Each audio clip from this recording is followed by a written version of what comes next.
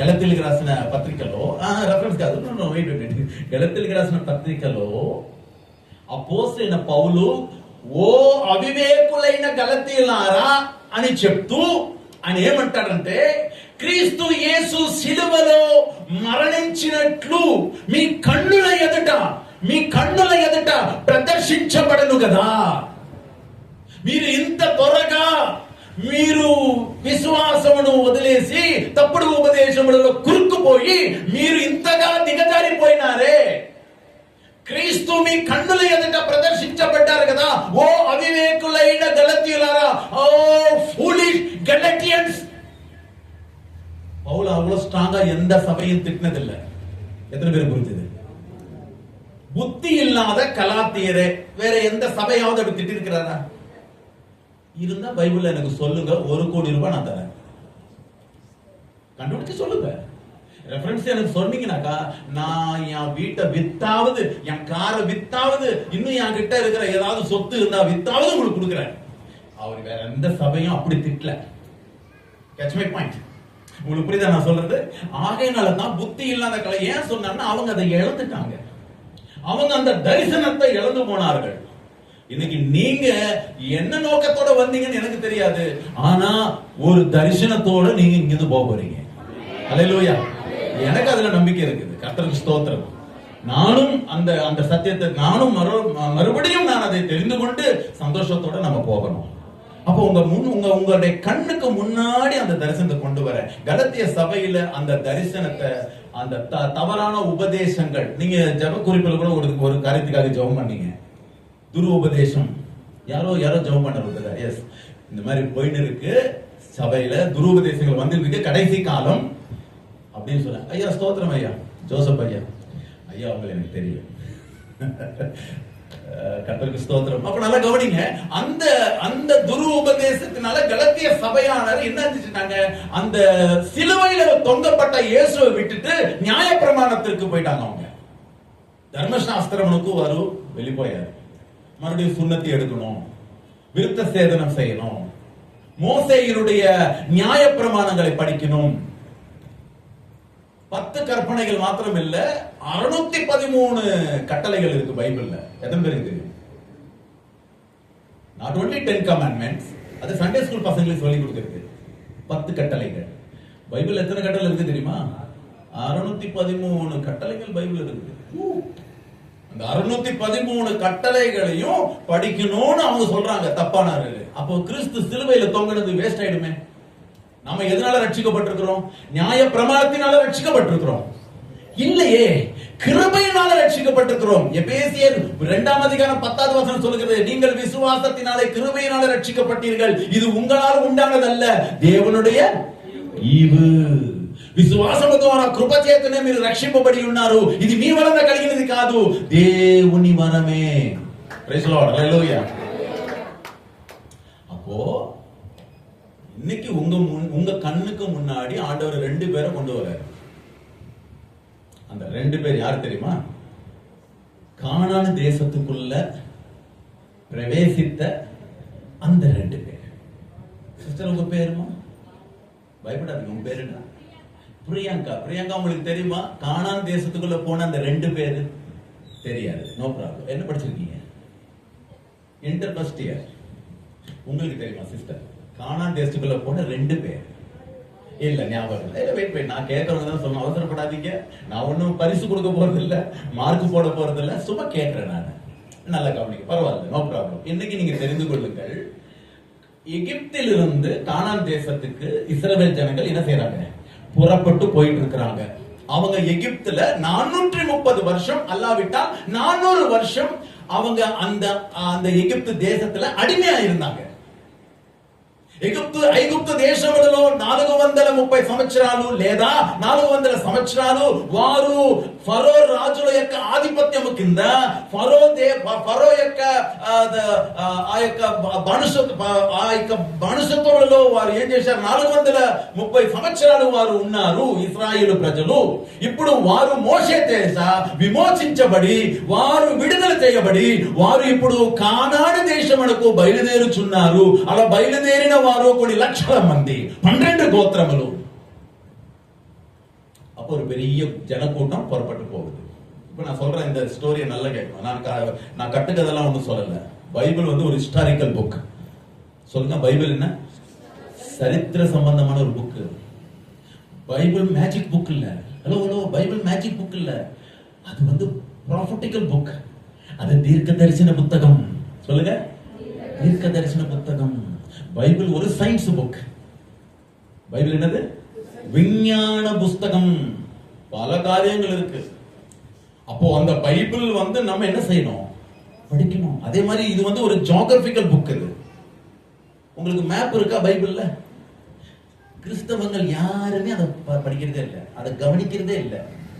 அது நமக்கு என்னதுப்பா அப்படின்றாங்க. இல்ல, உங்க பைபிள்ல கடைசியில மேப் கொடுத்துருக்காங்க பாருங்க. என்ன அர்த்தம் அந்த மேப்ப? அந்த லொகேஷன் எல்லாம் நீங்க பார்க்கணும், படிக்கணும். யோர்தான் நதி எங்க இருக்குது? கலிலேயா சமுத்திரம் எங்க இருக்குது? மிருத்த சமுத்திரம், டெட் சீ எங்க இருக்குது? அந்த கலிலேயா சமுத்திரத்துல இருந்து தண்ணீர் அப்படியே மேல இருந்து ஓடி கீழே வருது. அதுதான் யோர்தான் நதி. அந்த கலிலேயா சமுத்திரத்துக்கு தண்ணீர் எங்க வருது? அதுக்கு மேல இருந்து வருகிறது.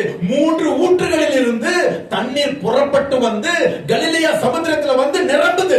அதுல நிரம்பின தண்ணீர் ஓவர்ஃப்ளோ ஆகி அதுல இருந்து அப்படியே ஓடி வருது. அதுதான் யோர்தான் நதி. அந்த நதி தண்ணீர் தான் எங்க வந்து சேருது? சவக்கடலில் சேருகின்றது. ఉప్పు கடல், அதுக்கு இன்னொரு పేరు ఉప్పు సముద్రము. దాంట్లో వచ్చి ఆ నీళ్లు చేరుతుంది. కానీ ఆ సముద్రములో, ఆ యొక్క ఉప్పు సముద్రములలో చేపలు ఉండవు. மீன் இருக்குமா? ஏன்னா பயங்கர உப்பு, தண்ணியே கிடையாது. அப்ப இதெல்லாம் ஜியோகிராபிக்கல் தானே? ஆமாவா இல்லையா? அப்போ பைபிளை வந்து நல்லா படிக்கணும். சும்மா வந்து பைபிள் நம்ம 60 இந்த இவ்வளவு பெரிய புக் ஆண்டவர் கையில கொடுத்திருக்கிறாரு. கிறிஸ்தவங்க அதை தொடரவே கிடையாது. யாரும் அதை சரியா போதிக்கிறதும் இல்ல. இன்னைக்கு என்ன ஆயிடுச்சுனாக்கா, வசனம் பாஸ்டர் ஒரு 1/2 மணி நேரம் சொல்லிட்டு போங்க. என்ன 1/2 மணி நேரம் சொல்றது? 60 என்ன சொல்ல முடியும்? இன்னைக்கு சோசியல் மீடியால பாத்தீங்கன்னாக்கா பெரிய பெரிய ஊழியக்காரங்கள்லாம் 30 செகண்ட்ல மெசேஜ் சொல்லுகிறாங்க. 30 செகண்ட்ஸ் 1 2 3 4 5 அவ்வளவுதான், மெசேஜ் முடிஞ்சு போச்சு. யாருக்கும் கேட்கறதுக்கு சமயம் இல்ல. இப்படி உட்கார்ந்து வசனத்தை கேட்கறதுக்கு எவருக்கும் ஓப்பிக்கல. ஏன்னா பிசாசின் தந்திரம். பிசாசு நம்மளை எதுக்கு பழகிட்டான்? 1 நிமிஷம் பிரசங்கம், 2 நிமிஷம் பிரசங்கம், ஒரு 30 நிமிஷம் மேக்சிமம். கல்யாணமா இருக்கட்டும், சாவா இருக்கட்டும், எதுவா இருக்கட்டும், வசனம் வேண்டாம், எங்களுக்கு வசனம் வேண்டாம், எங்களுக்கு 10 நிமிஷம் சொன்னா போதும். பாட்டு பாட்டு பாட்டு பாட்டு பாட்டு பாட்டு பாட்டு. என்னத்த பாட்டு பாடி பாடி என்னத்த பண்றோம்? பாவம் ஆண்டவர் நம்ம பாட்டு பாடுறதெல்லாம் கேட்டுட்டு அவர் ரசிச்சுக்கிட்டு உட்கார்ந்து இருக்கிறாரு. குரலும் தெரியல, ஒண்ணும் தெரியல, ஆனா ஆண்டவர் உட்கார்ந்து கேட்டுக்கிட்டு இருக்கிறாரு. அவர் சொல்ல மாட்டாரு இதெல்லாம். ஆடா கொடுமைய, ராகம் எங்கேயோ போயின்னு இருக்குது, தாளம் எங்கேயோ போயின்னு இருக்குது. ஆனாலும் ஆண்டவர் என்ன பண்றாரு? குழந்தை கத்துறது அம்மாவுக்கு சந்தோஷமா இல்லையா? அப்படிதான் நம்ம பாடுற பாட்டெல்லாம் ஆண்டவர் ரசிச்சுக்கிட்டு உட்கார்ந்து இருக்கிறாரு. அதே ஆண்டவர் ஸ்தானத்துல நான் இருந்தேனாக்கா அப்படின்ட்டு போயிட்டே இருப்பேன். போதுண்டா சாமி, ஆளை விடு, நீ பாடி பாடி என்ன நீ இது பண்றன்னு. ஆனா நம்ம ஆண்டவர் சொல்றது இல்லை. ஆனா நம்ம பாடிக்கிட்டே உட்கார்ந்து இருக்கிறோம். ஆனா ஆண்டவருடைய சத்தம் கேட்பதற்கு நாம் பழகிக் கொள்ள வேண்டும். ஆண்டவர் நீர் என்னோடு பேசும் ஆண்டவரே. சாமுவேல் சின்ன பையனா இருக்கும் போது அவனுக்கு தெரியல. ஆண்டவர் கூப்பிடுறாரு, சமுவேல் சமுவேல். அவன் நேரா யார்கிட்ட போறான்?